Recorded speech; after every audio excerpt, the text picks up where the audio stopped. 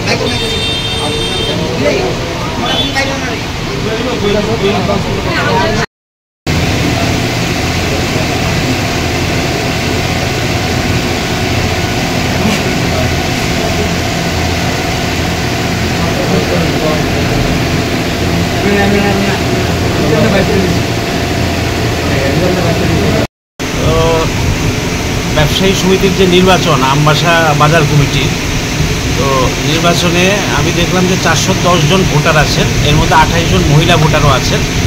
তো যে সদস্যরা আছেন তাদের পার্টিসিপেশন খুব ভালো, মহিলারাও ভোটদান করছে। এখন পর্যন্ত ভোটদান প্রক্রিয়া অত্যন্ত সুন্দর এবং সুচারুভাবে সম্পন্ন হচ্ছে।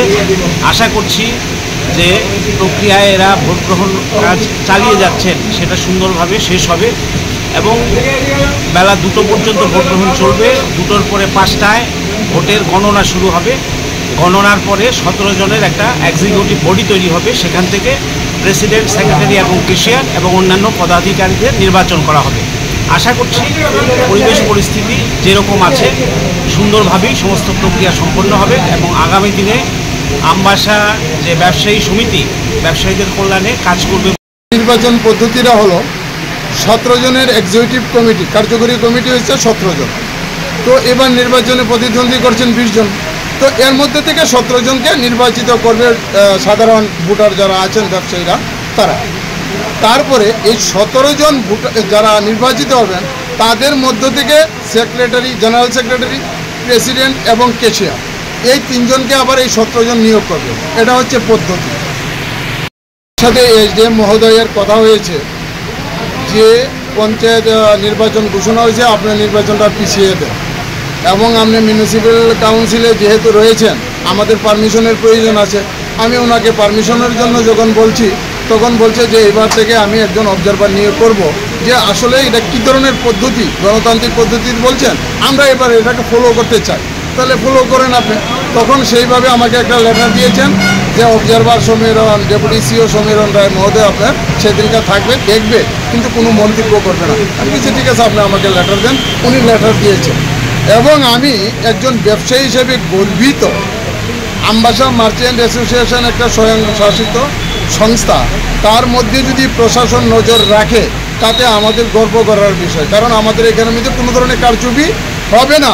এটা সাধারণ মানুষ এবং সারা ত্রিপুরা রাজ্যে যত অ্যাসোসিয়েশন আছে তার মধ্যে একটা কী হবে, নজিরবিহীন হবে যে আমবাসা মার্চেন্ট অ্যাসোসিয়েশনের নির্বাচন প্রশাসনের নজরে হয় এবং সেটার মধ্যে কোনো ধরনের কারচুপি যদি হয় সেটা ধরা পড়বে। মানুষ তার প্রতি বিশ্বাসটা বাড়ার থেকে কমে যাব, আর যদি সঠিকভাবে হয় তার প্রতি একটা বিশ্বাস বাড়বে। আমবাসা মার্চেন্ট অ্যাসোসিয়েশন নামে যে জন্মটা হয়েছে 1994 সালে 31শে জুলাই, কিন্তু আমরা নির্বাচন শুরু করছি গণতান্ত্রিক পদ্ধতির যে নির্বাচন সেটা শুরু হচ্ছে 2008 সাল থেকে শুরু হয়েছে। তো 2000 প্রতি 3 বছর অন্তর অন্তর আমাদের নির্বাচন। তো এবার 2024 সালে আমাদের নির্বাচন 8 হলে 11 এইসব তো মিলে আর টোটাল ভোটার হচ্ছে 410 জন। 180 জনের মতন হয়ে গেছে এখন পর্যন্ত, যেটা রিপোর্ট